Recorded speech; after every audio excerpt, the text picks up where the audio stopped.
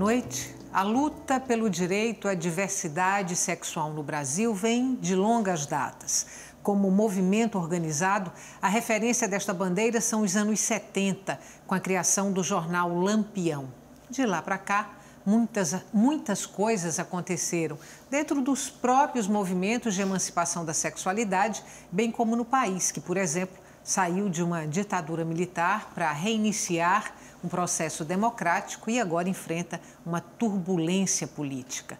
O que nós vamos discutir aqui hoje é diversidade sexual e identidade de gênero.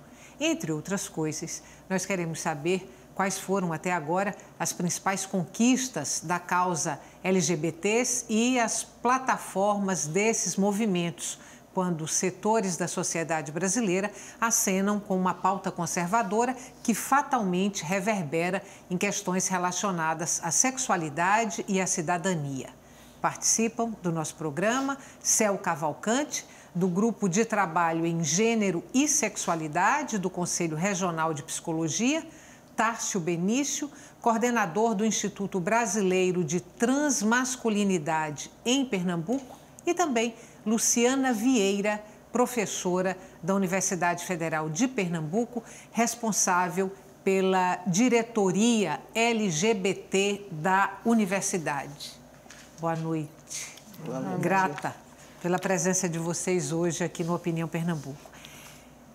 Eu quero começar por essa diversidade de siglas, de nomenclaturas. De uns anos para cá, essas nomenclaturas vêm se modificando, vêm proliferando. Elas reproduzem o quê? Essa diversidade significa o quê de nomenclaturas?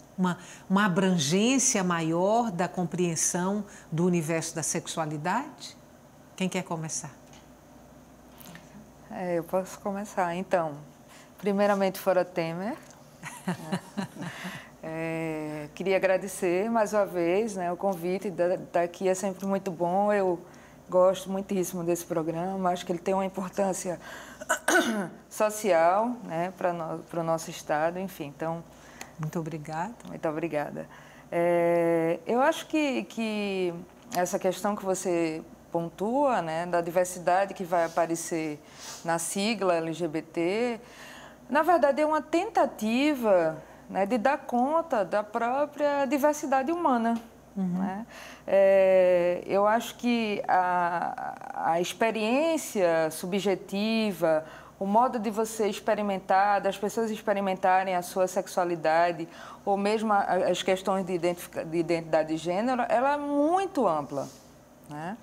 Então, na verdade, assim, eu costumo dizer que a gente vai se utilizar das categorias, né, de identidade sexual e de gênero porque a gente não conseguiu inventar ainda uma outra forma de se comunicar. Né? Então, ela é importante muito mais no embate, vamos dizer, político, no sentido de construir políticas públicas, porque a gente não aprendeu ainda a criar políticas públicas não identitárias, do que elas efetivamente darem conta da diversidade humana. Uhum. Né? Agora, qual é a evolução? Porque a primeira expressão foi a expressão gay, se eu não estiver enganada, né? As expressões vão nascendo para dar conta dessa diversidade sexual. A primeira expressão que se torna corrente é gay e depois quais vêm? Então, completando um pouco o caminho que a Luciana fez, na minha perspectiva que eu vejo a questão, as categorias são criadas para dar conta das vivências das pessoas e para universalizar de alguma forma, principalmente para fins pragmáticos. Só que também acho que a gente precisa entender que as categorias acabam sendo o que está sendo possível para as pessoas se dizerem nesse momento.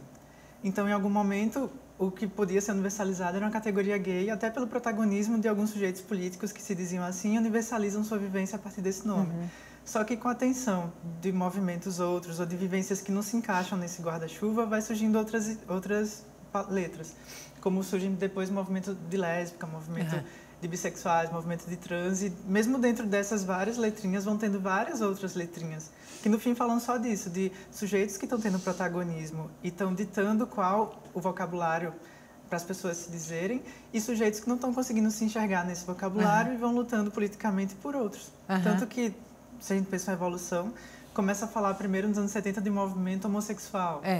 Já que a própria ideia de um homossexualismo com ismo foi criada pela psiquiatria para falar de sujeitos não heterossexuais. A partir daí se começa o movimento. Só que depois se vai tensionando, aí surge o GLS, quando as lésbicas começam a reivindicar esse lugar, e aí depois encaixam a categoria de pessoas que não se encaixam em nenhum nem outro. Aí seriam simpatizantes. Os simpatizantes. Só que a partir daí, como as lutas políticas vão evoluindo, as próprias categorias também vão evoluindo, e os vocabulários também vão, de certa forma, não necessariamente evoluindo, porque não é linear, mas na disputa pela hegemonia de quem está podendo dizer o que nós somos, as palavras vão mudando.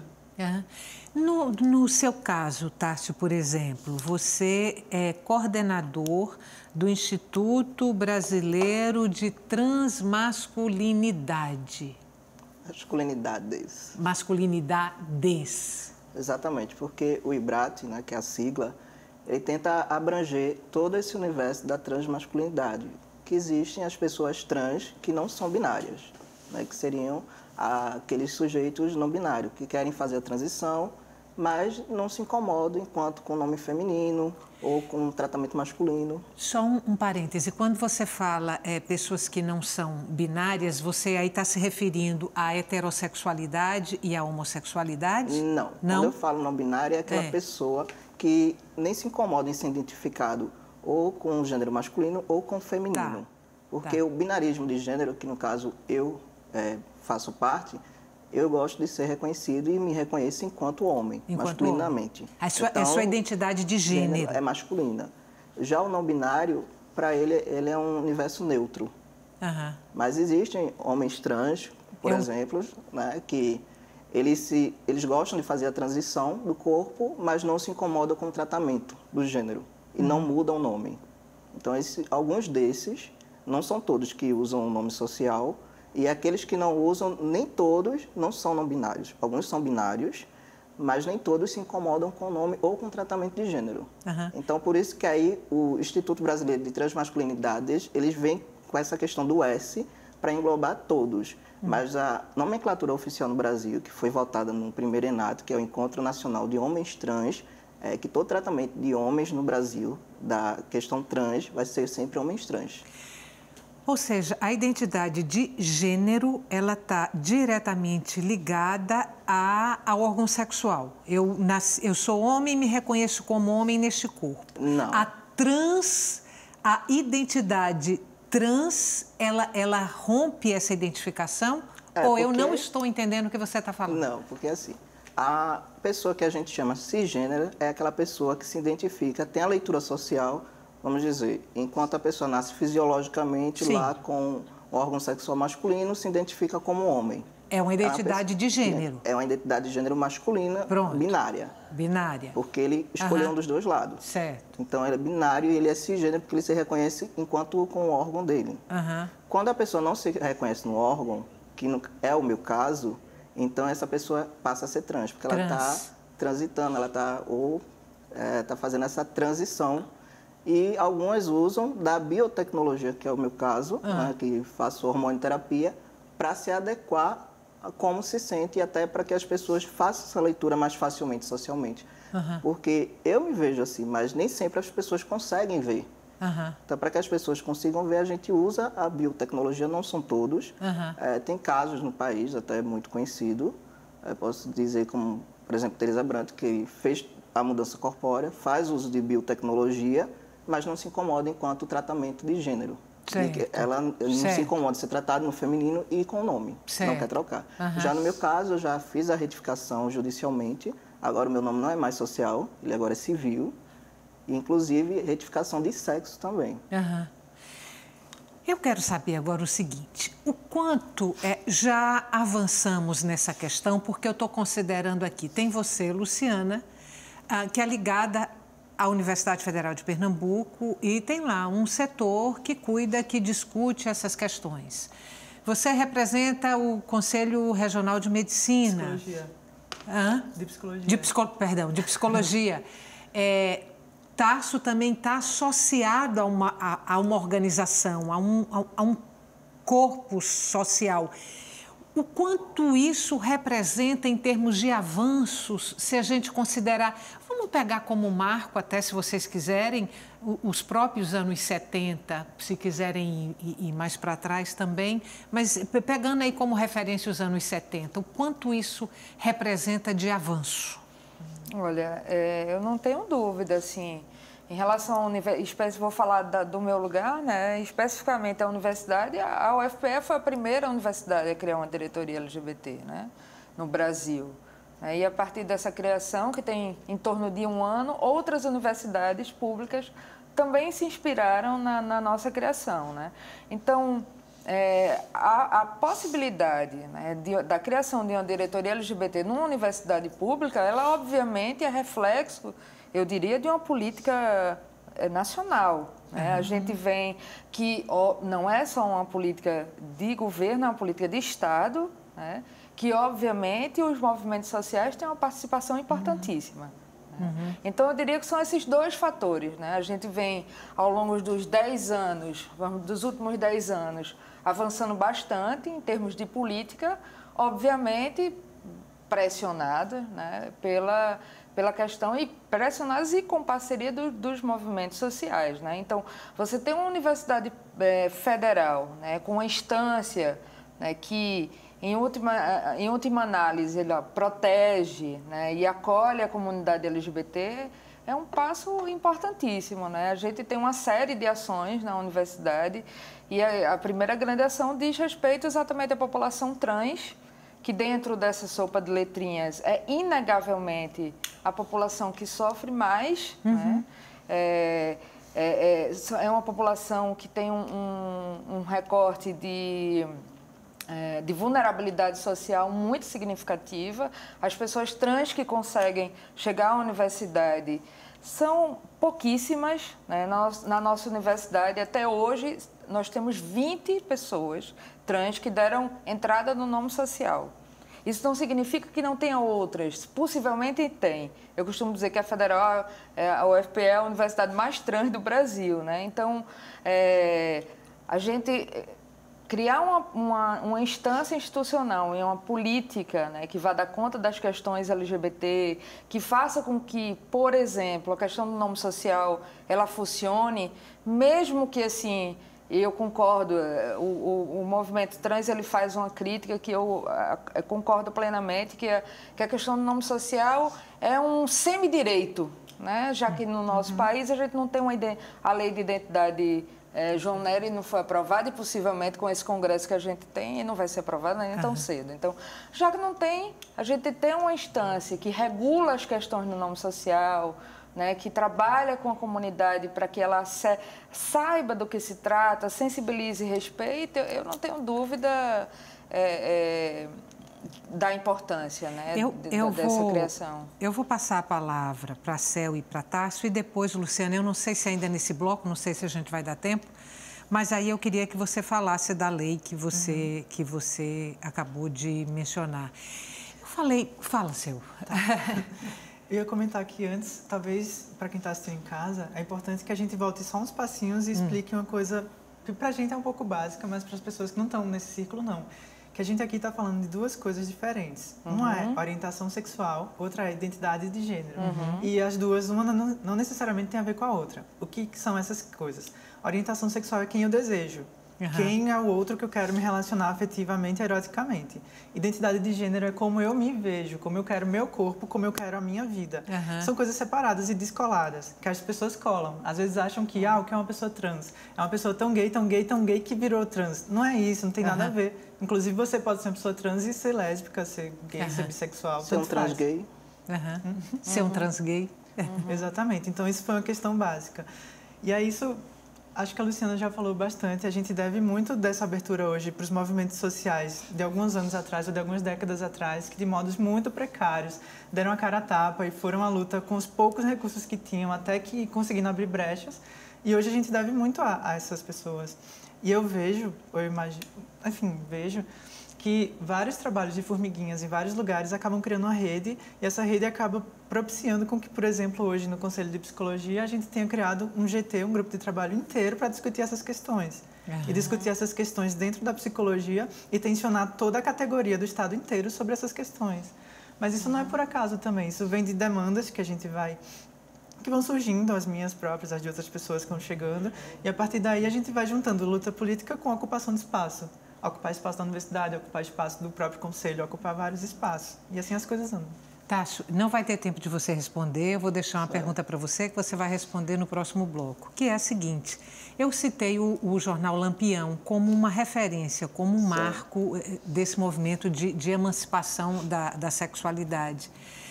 Eu não tenho certeza se o Lampião era Rio ou São Paulo, mas um tempo depois do Lampião, pouco tempo depois do Lampião, aparece o movimento gay da Bahia. E aí a minha pergunta para você, que você vai responder no próximo bloco, é de que forma esse movimento gay da Bahia, ele fortaleceu os outros movimentos ou ele pôde politizar essa questão nos estados do Nordeste. Para o próximo bloco, combinado? Combinado. Nosso intervalo é curto, a gente volta daqui a pouquinho. Até já.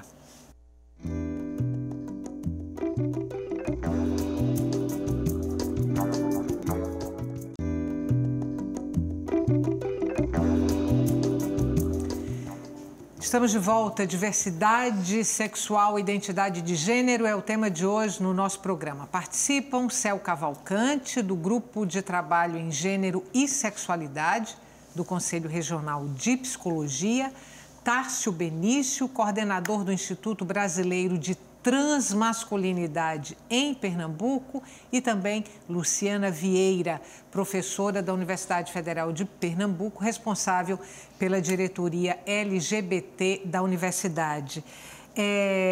Tássio, a proliferação dos movimentos de diversidade sexual no Nordeste.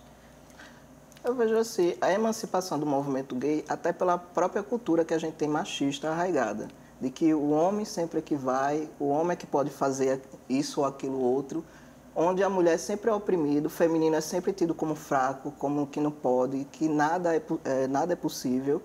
Então isso faz com que, querendo ou não, os homens gays cis, no caso, né, os cisgêneros, que se reconhecem com a orientação enquanto homossexuais, acabem tendo uma fonte de persuasão, de percussores da abertura dos movimentos sociais mesmo.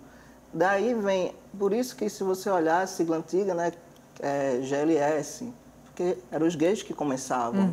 Os homens trans, você pode ver, até pela educação primária que a gente tem, devido à questão biológica, é aquela educação sempre repressora, aquele que não pode fazer isso, não pode fazer aquilo, que você não deve fazer tal coisa, que menina se comporta de tal forma. Então, isso faz com que a maioria dos homens trans acabem tendo dificuldade de se emancipar, de se assumirem e entrar em movimentos. Tanto é que um dos movimentos trans aqui mais forte em Pernambuco, que começou mais cedo, foi a Amotrans, é um dos mais famosos, né, daqui de Pernambuco.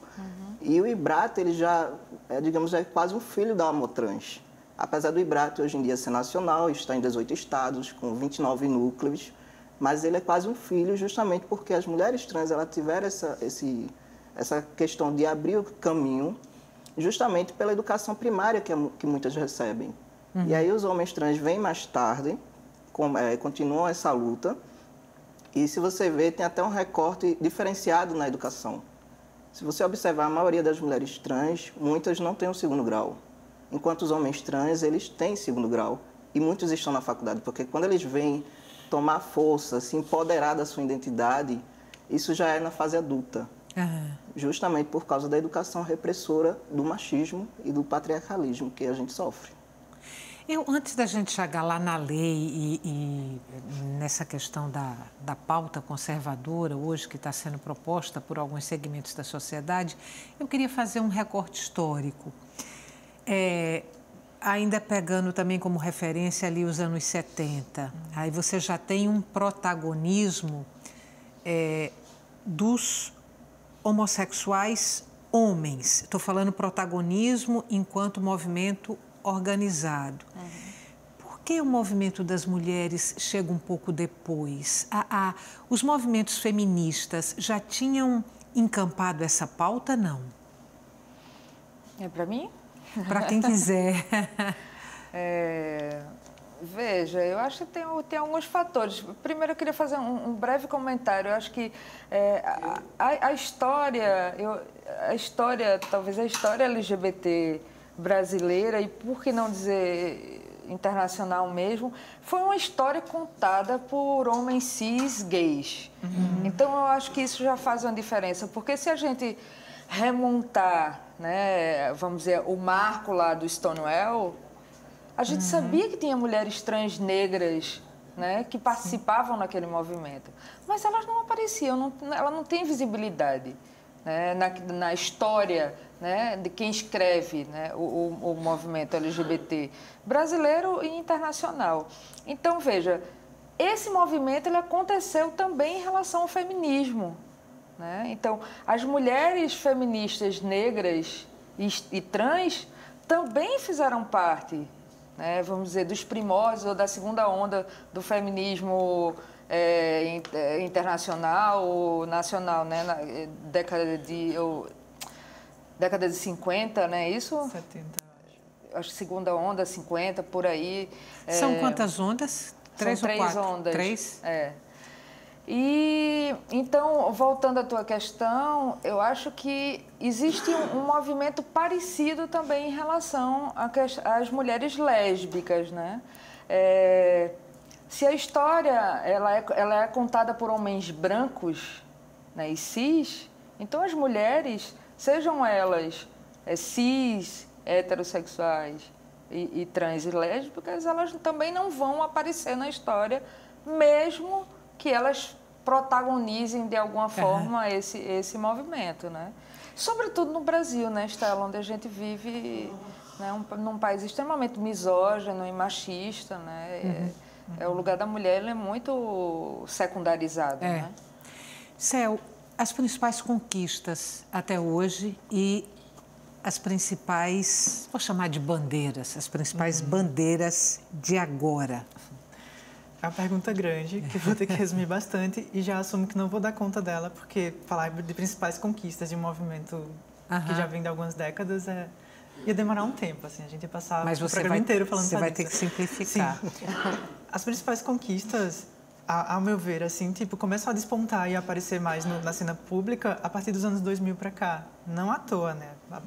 Parece haver uma flexibilização, os movimentos sociais ganham um pouco mais de visibilidade dos anos 2000 para cá e a pauta LGBT também. De conquistas, eu sou um pouco pessimista, eu vou assumir. Então, eu assumo que algumas conquistas concretas, fincadas, que a gente pode dizer que estão seguras, não são tantas assim. No campo, pensando nos movimentos trans, a gente tem conquistas precárias, assim, parciais, no sentido de conseguir portarias de nome social. E aí, com isso, conseguir garantias que várias pessoas trans hoje estejam conseguindo estar nas universidades, nas faculdades particulares no país todo, coisa que há 10 anos não existia, sabe? Coisa muito nova. E conseguindo alguns acessos à saúde, aqui e ali, conseguir que o SUS... Uma conquista também, talvez seja importante mencionar, é quando, em 2009, o SUS lança uma portaria de nome social e, com isso, garante que pessoas escolham um nome para serem atendidas no seu cartão SUS. Essa é uma questão importante. No campo mais do movimento LGBT, a gente pode falar daquela aprovação, Luciana talvez possa complementar melhor, das relações homoafetivas, né, que o Tribunal Superior, alguns anos atrás, reconheceu e, com isso, possibilitou que pessoas possam ir nos cartórios e fazerem um contrato. Aí são avanços no direito civil, né? Avanços no direito civil, exatamente. Então, acho que a gente podia falar em avanços em alguns campos, assim, avanços no campo da criação de políticas, quando a gente passa do final dos anos 2000 para cá a pensar em política LGBT, mesmo que quando isso chega na ponta, chega já um pouco menor do que estaria no papel. E a gente pode pensar em alguns avanços no campo da educação, quando vão se tendo portarias e algumas questões. Mas, ao mesmo tempo, é uma luta. Nosso país é um pouco complicado, porque essa pauta toca diretamente no calo de muita gente conservadora que faz pauta da sua vida lutar contra. E aí eu lembro, por exemplo, que vocês todas vão lembrar também, quando a gente tinha o kit anti-homofobia, que era um conjunto de materiais que iam ser entregues às escolas públicas para que se discutisse respeito à diversidade, se discutisse meios de enfrentar a violência. Basicamente era isso. Só que as pessoas fundamentalistas fizeram todo um circo ao redor dessa questão, tanto que foi barrado, sumiu, hoje ninguém fala sobre. Foi quando saiu lá a nomenclatura de kit gay. Isso. Não foi isso? Erroneamente. Daí que a gente precisa também prestar atenção que as lutas são também discursivas. A gente fala de um kit antidiscriminação, um kit antiviolência, e a primeira coisa que as pessoas fazem é subverter o nome, inventar um nome pejorativo e disseminar esse nome. Por quê? Porque mina a força política da proposta. Aí começa a chamar kit gay, aí depois as pessoas vão transformar os filhos em gay. Sabe, coisas absurdas. Do mesmo jeito que acontece com a parada da diversidade, que as pessoas chamam parada gay. Comumente parada conhecida gay, de parada eu não gay. me identifico, não me sinto representado. Isso acontece também. Deixa eu colocar agora, então, fazer aqui um confronto a partir do que você colocou, Céu.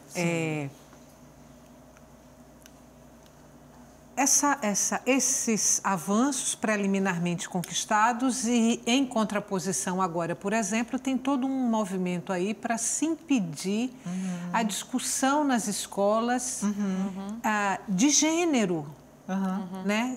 Não se poder discutir gênero e sexualidade nas escolas. Sim. E aí? Posso? Pode. Tá. Como eu comentei, uma coisa que para mim é muito perceptível é que a primeira artimanha dos grupos conservadores é fazer um jogo discursivo para minar um pouco e mudar o sentido e passar um sentido para as pessoas que não é bem o que é. Daí que quando começa essa luta contra a discussão de gênero nas escolas, se cria um pseudo-conceito, vendido como conceito, que chamam de ideologia de gênero. Só que eu só queria fazer um histórico bem rapidinho que alguns anos atrás, todo mundo lembra que um certo grupo de pessoas ia para a mídia falar em cura gay. Um certo grupo de pessoas que sempre estão na mídia. Como esse discurso não cola, por quê? Porque na psicologia a gente tem uma portaria que impede, que defende que não é doença, que não há o que curar, porque é uma possibilidade de vida. O discurso de cura gay não colou. Então, a mesma elite fundamentalista vai para a mídia de novo alguns anos depois e aparece com a palavrinha mágica ideologia de gênero, como se fosse um conceito. Mas a gente que está na academia discutindo gênero, criando teoria sobre gênero aqui no Brasil e criando dissertações e teses sobre teorias realmente de gênero, não faz muito sentido. Primeiro porque qualquer posição é ideológica. Então, dizer que as posições conservadoras não são ideológicas e são neutras, isso não existe. É também uma posição ideológica. Você querer que crianças não discutam respeito à diversidade é pura ideologia. Claro que é uma ideologia machista, uma ideologia conservadora, uma ideologia fundamentalista.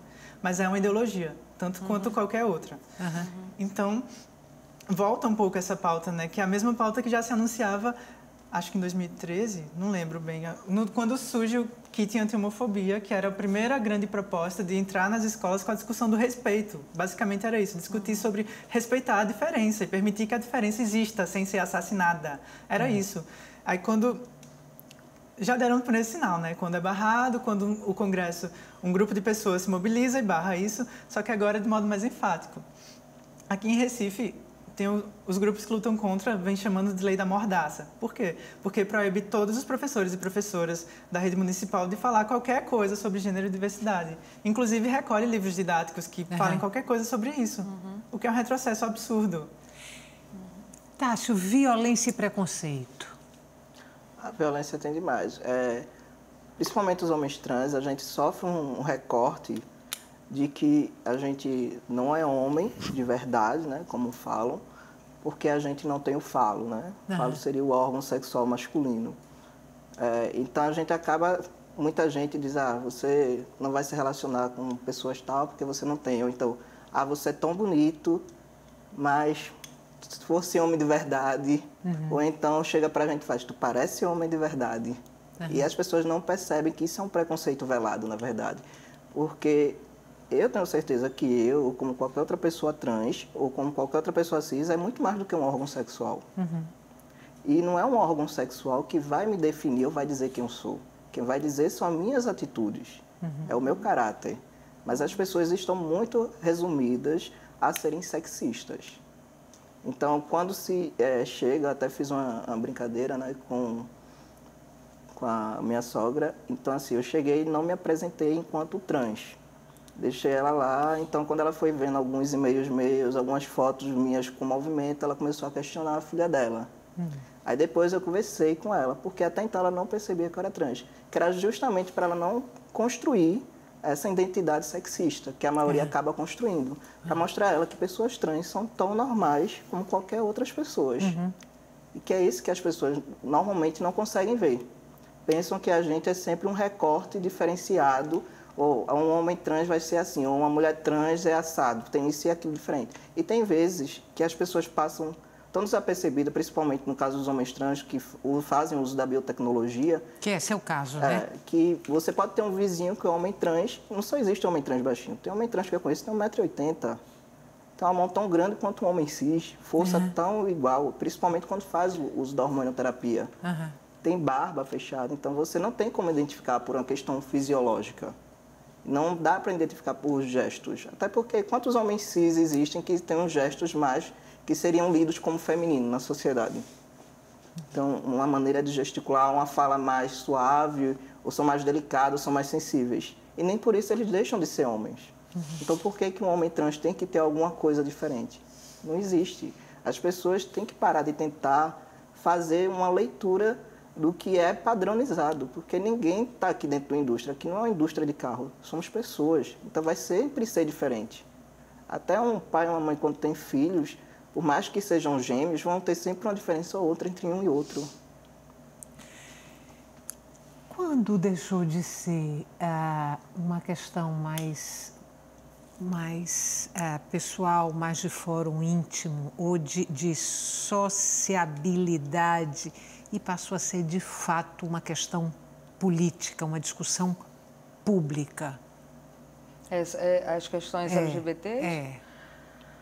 Olha, não sei, assim, precisar. Porque eu acho que essas questões LGBTs, elas são, em sua origem, questões políticas, né? Porque, vamos dizer assim, você viver a sua experiência subjetiva, seja no que diz respeito à orientação sexual, seja em relação à identificação de gênero, já em si é um ato político, né?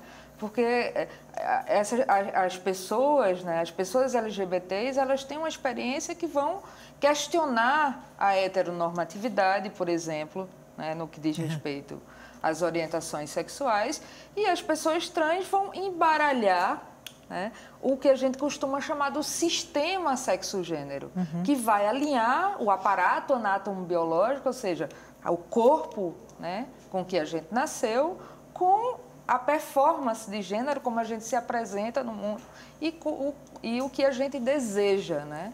Então, a própria existência já é uma existência política, né?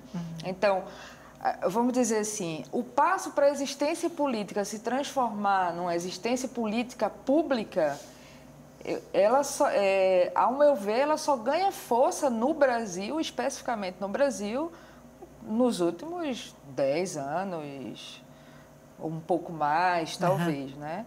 Que é exatamente quando a gente começa a falar de políticas públicas LGBT, né? A partir das conferências, né? Que os governos federais e estaduais, a gente vai, né? Daqui a pouco vai sair a nova política estadual LGBT, né? Em setembro deve ser lançada, né? Então, acho que o caminho passa por aí, sabe, Estela? Vamos fazer mais um intervalo?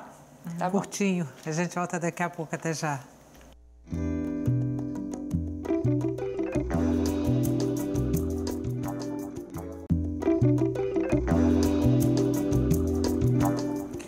Estamos de volta para o terceiro e último bloco do Opinião Pernambuco. Nós falamos hoje aqui no programa sobre diversidade sexual, identidade de gênero. Participam Céu Cavalcante, do Grupo de Trabalho em Gênero e Sexualidade do Conselho Regional de Psicologia, Tárcio Benício, coordenador do Instituto Brasileiro de Transmasculinidade em Pernambuco, e Luciana Vieira, professora da Universidade Federal de Pernambuco, responsável pela diretoria LGBT da universidade.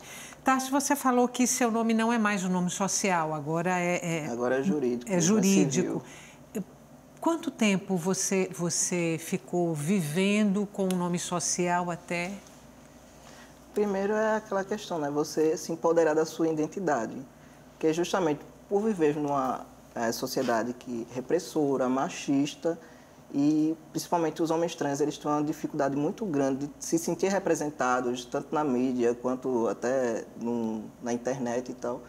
A gente até reconhecer isso, porque eu costumo dizer, um homem trans ou qualquer pessoa trans, ele não se descobre, ele se identifica. Porque até a gente ter essa informação, em geral, leva um tempo, até que chegue a nós essa questão de que é possível.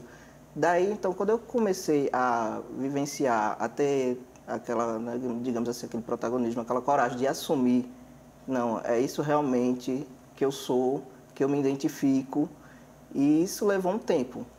Então, isso, entre, vamos dizer, meus 4, 5 anos de idade, que ali eu me reconheci enquanto masculinamente falando, e depois, aos 12 anos, que eu vi que tinha a possibilidade da biotecnologia, só que aí era uma época que não existia nem o KD ainda, quanto mais, né, o famoso pai Google.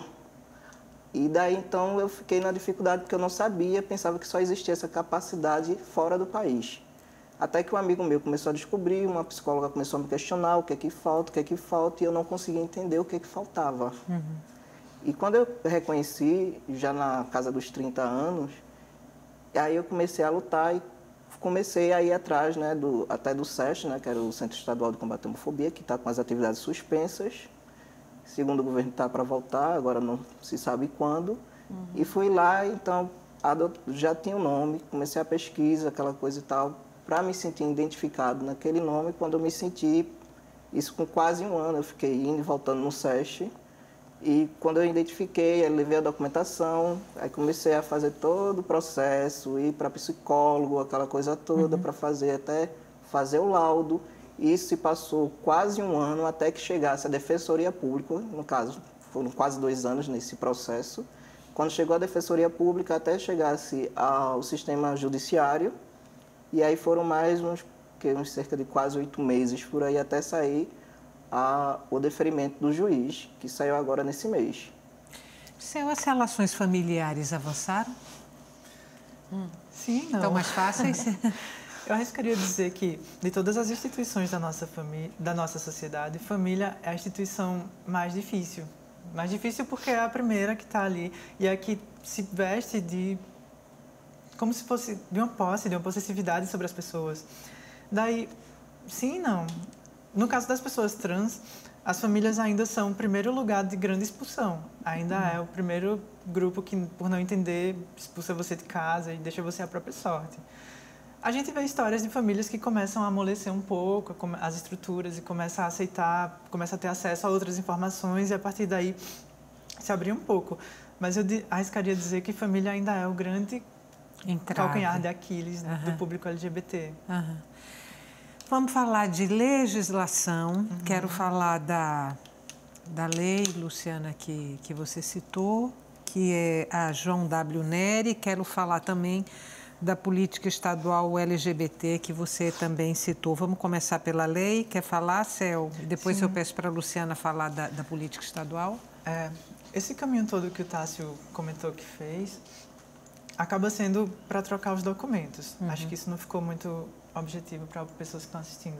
Para você é uma pessoa trans, você se identifica, por exemplo, como Tássio. Você quer que na sua identidade esteja Tássio, até para evitar uma série de constrangimentos e evitar uma série de impedimentos que se tem por ter um documento que é diferente do que você é. E aí você precisa fazer um caminho imenso, longo, pelo sistema judiciário, que demora anos e que acaba sendo personalizado na ponta na figura do juiz, que vai olhar e decidir se vai ou não dar o requerimento para você mudar. Uma conhecida minha passou 6 anos nesse processo de mudar, porque ela caiu numa juíza que não concordava com a questão, simplesmente, e ficou inventando uma série de questões, até mandou ela para fazer exame no IML, umas questões bem absurdas. Enfim, o que ela pôde colocar de empecilho, colocou. Enquanto isso, tem juízes que são favoráveis e fazem todo esse processo mais rápido. A lei João W. Nery, que a Luciana comentou, é o que a gente chama de uma lei de identidade de gênero. é uma lei que já existe em vários países, já existe na Argentina, no Uruguai, acho que na Bolívia também aprovou agora há poucos meses. Na França. Na França, em vários países já existe. E é basicamente uma lei que garante que pessoas trans podem mudar os seus documentos indo no cartório. Basicamente é só uma lei que desburocratiza nossas vidas, só isso. Mas como a gente vive num contexto super conservador, se cria uma série de polêmicas ao redor e parece que é uma coisa, meu Deus, de outro mundo, que vai fazer as crianças mudarem. Mas não. Você inclusive, chegou a falar com esse Congresso que está aí, essa lei não vai ser aprovada. Isso, exatamente. E tem uma questão que está ligada, né, a esse aspecto, né, da lei de identidade de gênero, que é uma concepção patologizante das identidades trans. Então, veja, ele mesmo falou assim, eu precisei passar por um tratamento psi, né, para ter um laudo, e a partir desse laudo que eu vou ter o direito de retificação no meu nome.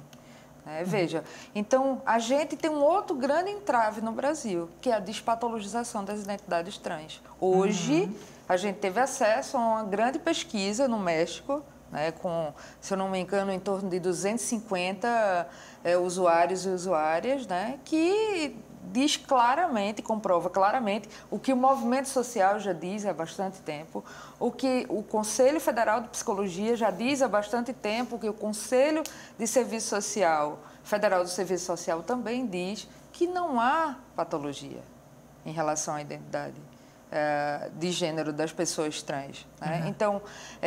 Então são, vamos dizer assim, são duas grandes batalhas que a gente precisa enfrentar no Brasil.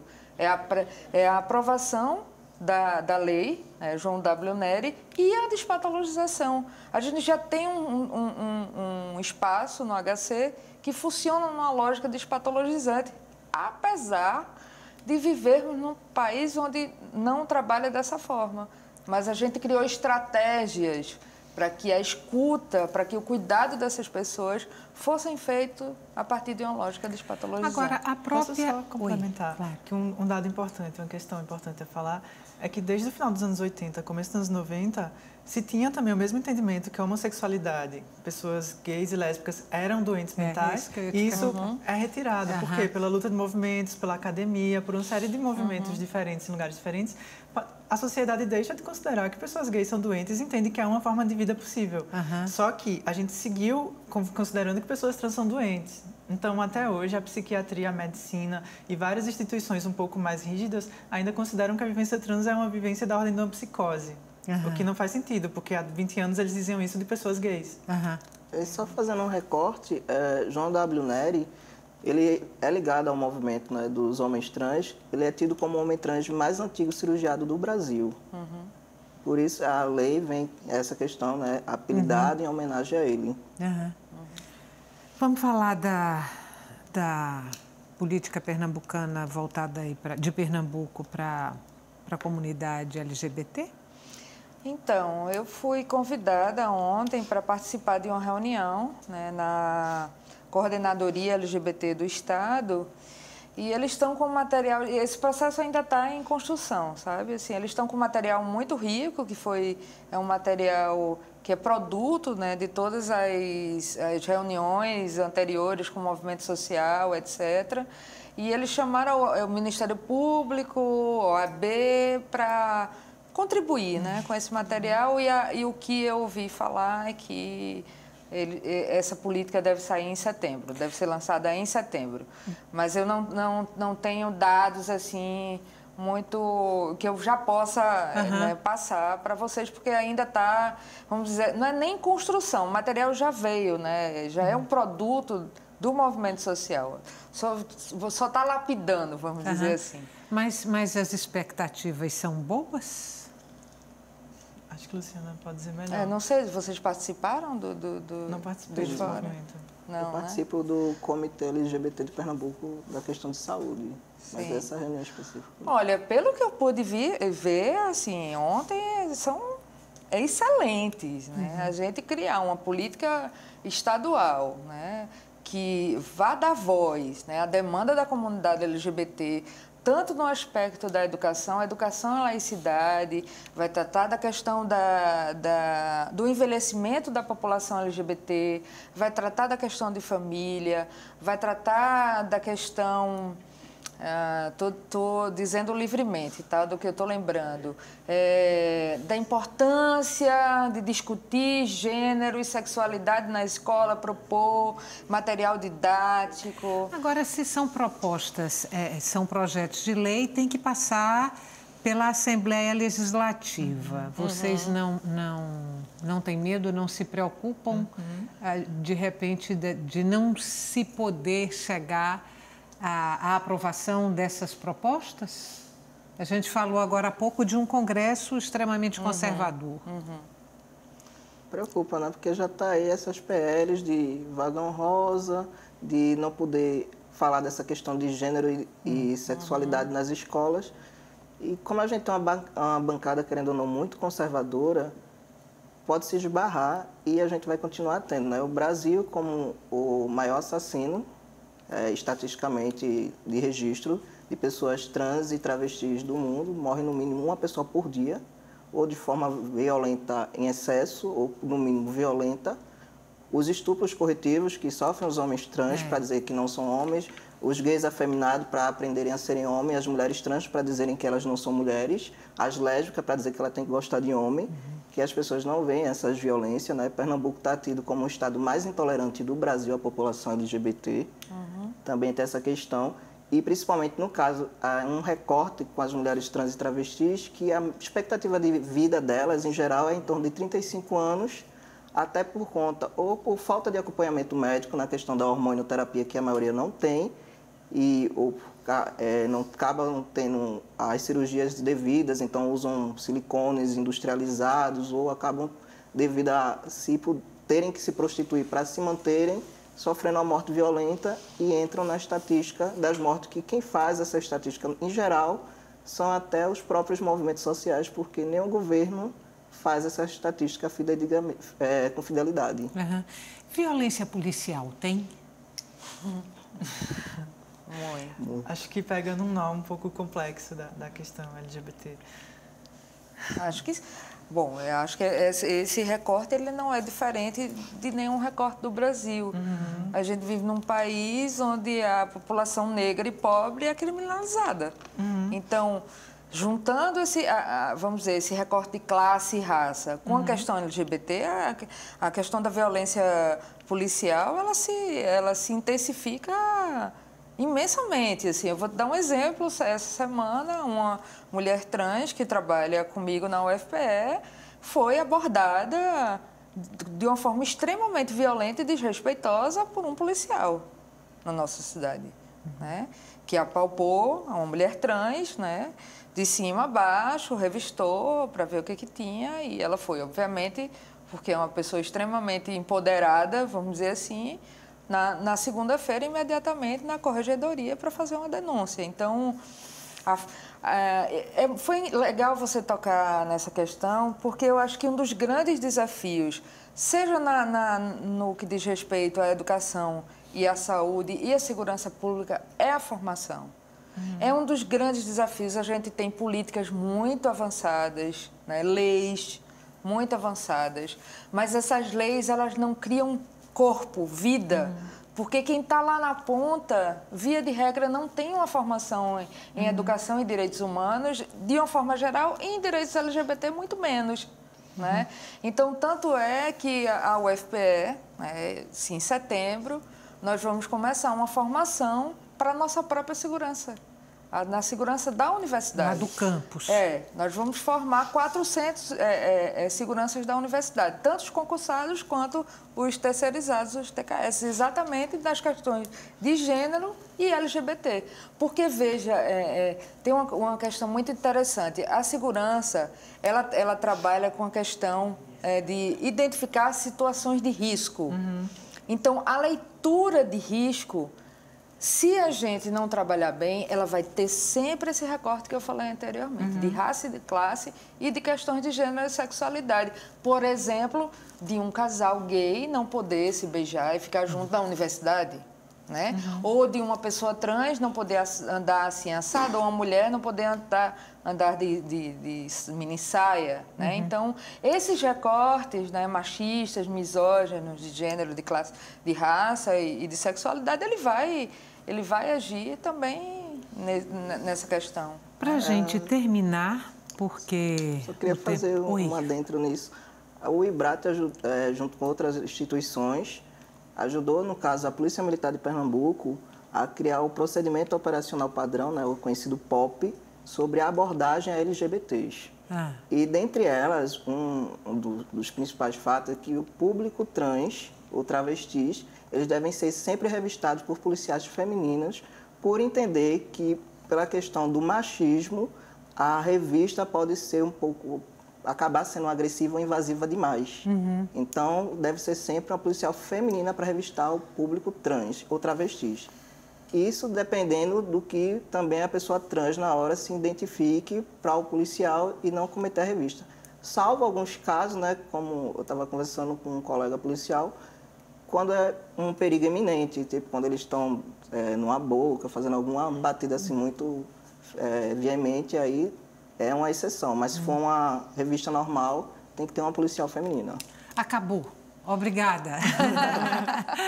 Obrigada, gente. Mais uma vez pela participação de vocês aqui no Opinião Pernambuco. Até uma próxima oportunidade para você que está em casa. Muito obrigada e até a próxima.